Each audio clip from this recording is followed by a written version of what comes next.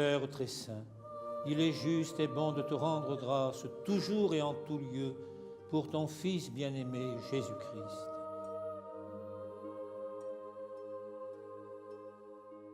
Nous t'offrons, Seigneur, le pain de la vie et la coupe du salut. Et nous te rendons grâce car tu nous as choisis pour servir en ta présence. De nos jours, qui peut réellement expliquer ce qu'est un prêtre ? Aujourd'hui, en France, tout le monde se fait une idée plus ou moins précise de ce métier sans vraiment pouvoir le définir. Est-ce bien l'appel de Dieu qui dirige leur vie ? Vivent-ils leur foi de la même manière ? Athées depuis toujours, ces hommes représentent pour moi un vrai mystère. Je suis donc parti à la recherche de ces réponses avec l'aide du Père Blondeau. Je m'appelle Jean-Baptiste Blondeau. Je suis prêtre de l'Église catholique dans ce diocèse de Perpignan. En 2 mots, mon parcours, j'ai été élève au lycée Arago de Perpignan. Ensuite, jusqu'à 27 ans, après mon bac, j'ai suivi la filière de la formation que reçoit un prêtre pendant 6 ans, avec des années de philosophie, des années de théologie davantage, avec au milieu de cela le service militaire à l'époque qui a duré 30 mois. Et puis à la fin de ce cycle, à l'âge de 27 ans, j'ai été ordonné prêtre. Puis j'ai quitté ce diocèse pour entrer dans la compagnie religieuse dont je fais partie, les prêtres de Saint-Sulpice. J'ai donc fait 1 an de noviciat à Paris, puis 4 ans d'études à Lyon et à Paris. Et puis j'étais ensuite professeur de philosophie dans nos maisons, à Soissons d'abord, à Lyon ensuite. Et pour finir, je suis revenu dans ce diocèse. C'est après les études que les hommes reçoivent leur ordination. Cette dernière ne représente pas un simple diplôme comme j'aurais pu le penser, mais tout un cheminement personnel parcouru. Que signifie donc cette dernière étape avant leur vie de prêtre ? L'ordination, c'est l'aboutissement d'un long cheminement, d'une longue marche, c'est l'engagement définitif et c'est à la fois en continuité avec ce que l'on a vécu avant et en même temps le point de départ de la mission vraiment pour laquelle on a fait ses choix. Voilà.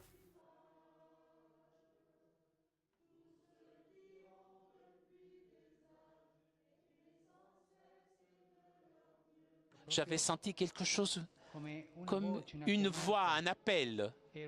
J'étais persuadé que je devais devenir prêtre. Ce désir d'être prêtre lui est-il venu comme un appel de Dieu ou vient-il de son éducation ? Je le comprends comme un appel de Dieu, il n'y a pas de doute. Bon, ceci dit, l'appel de Dieu passe par des signes humains. Si je suis prêtre, c'est parce que je suis né dans une famille où mes parents étaient chrétiens. Quand j'étais petit, l'école primaire, j'étais dans une école chrétienne aussi, l'école Saint-Jean à Perpignan, avant d'aller au lycée Arago. Bon, là, j'ai eu une éducation chrétienne. Au lycée Arago, j'ai milité pour la foi chrétienne dans un mouvement qui existe encore d'ailleurs, qui s'appelle la jeunesse étudiante chrétienne. Voilà, et tout cela m'a attaché au message de l'Évangile et puis m'a donné le désir d'y consacrer ma vie sous cette forme-là, en me mettant au service de l'Église et de l'Évangile. Voilà. Nous ne trouvons pas la foi comme ça, dans l'abstrait. C'est une personne qui prêche, qui nous dit qui est Jésus, qui nous donne la foi, qui te donne l'annonce. Nous te louons, nous te bénissons, nous t'adorons, nous te glorifions. Les prêtres en général sont curés de paroisse ou travaillent en paroisse. Leur responsabilité, c'est d'assurer la célébration de la messe, ça c'est ce que tout le monde sait. C'est également de préparer les gens au mariage, de célébrer des baptêmes, de célébrer des obsèques également, d'assurer le catéchisme des enfants, de trouver des chrétiens et des laïcs qui puissent s'engager dans la vie de la paroisse. J'ai eu le plaisir d'avoir des partages avec le Père Blondeau, d'écouter l'Évangile et la parole, bien sûr. Je fais partie des équipes Notre-Dame. Les équipes Notre-Dame, c'est un groupe pour vivre sa foi en couple. Ensuite, je participe à l'élaboration de la liturgie, c'est-à-dire nous préparons donc les textes pour la messe du dimanche. Je fais également la préparation au baptême, je m'occupe de cette préparation, je reçois les parents, je leur demande pourquoi ils veulent baptiser leurs enfants, quelle est l'importance du sacrement du baptême. Le prêtre aussi essaye d'être un facteur d'unité dans tous les gens qu'il rencontre, dans sa responsabilité. Mais leur tâche ne se limite pas à cela. Aujourd'hui, les prêtres ont beaucoup plus de responsabilités. Vivre l'Évangile, c'est donner témoignage de notre foi. L'une des activités du Père Blondeau est aussi d'être présent pour la communauté éducative du collège Maintenon à Perpignan. Quelle est sa place dans ce milieu ? Dans un collège-école, c'est un collège-école de 1000 élèves, je suis présent à la vie de toute la communauté éducative, pas seulement les enfants.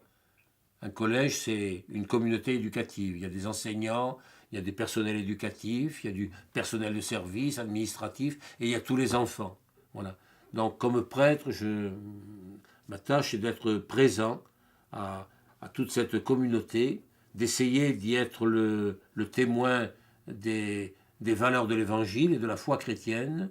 Et je suis associé à des chrétiens qui ont dans ce collège une responsabilité d'éducateur de la foi, justement.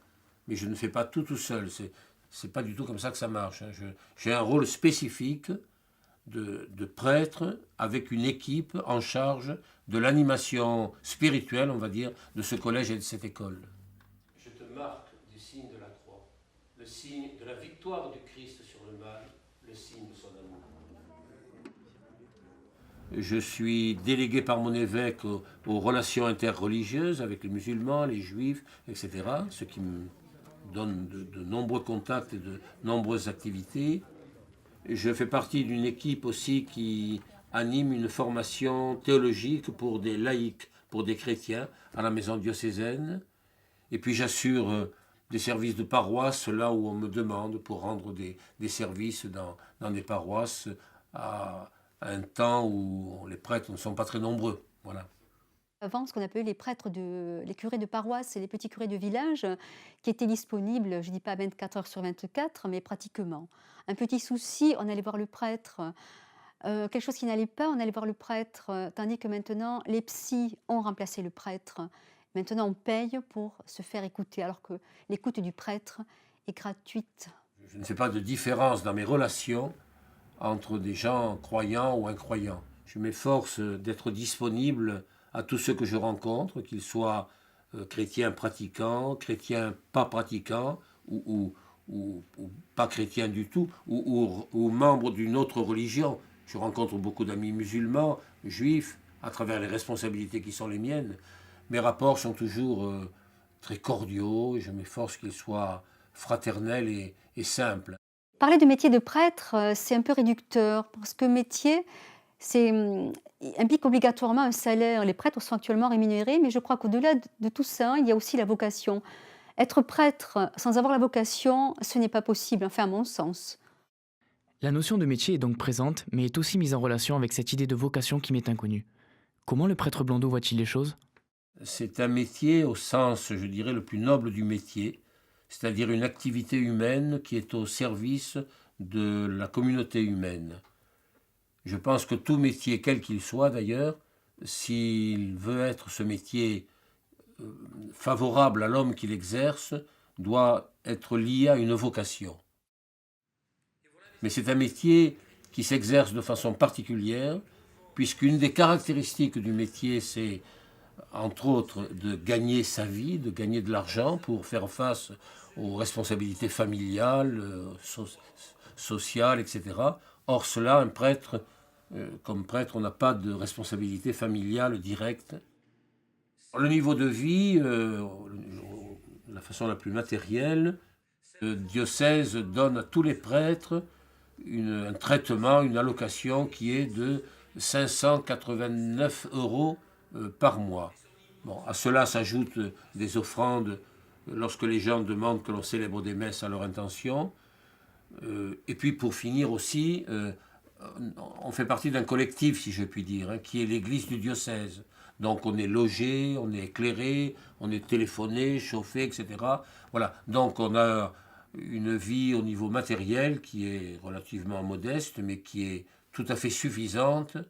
Nous sommes en chemin, les laïcs, nous avançons et les prêtres sont là pour nous donner la main, pour nous aider à avancer.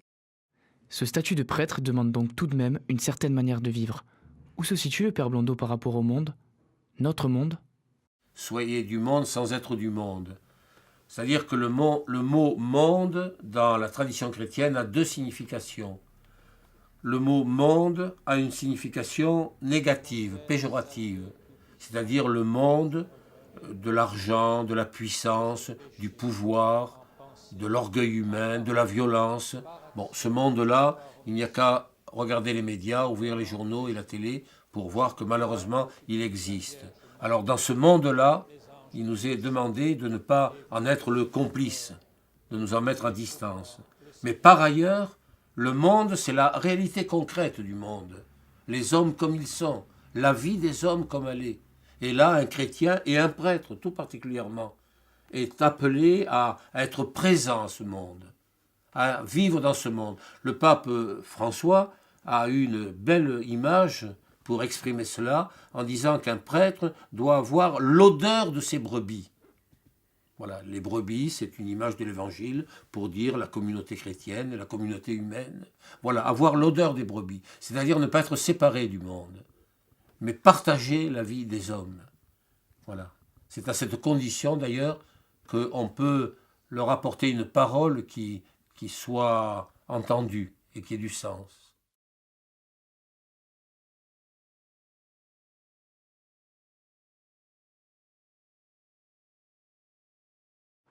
Si cette démarche vient autant d'une vocation que d'une éducation, comment peuvent-ils être sûrs qu'il s'agit d'un appel de Dieu ou encore qu'ils avancent dans la bonne direction? Dieu a tellement aimé le monde qu'il a donné son Fils unique. Tout homme qui croit en lui possède la vie éternelle. Alléluia, Alléluia, Alléluia. Le Seigneur soit avec vous. Et avec votre esprit. Évangile de Jésus-Christ selon saint Luc.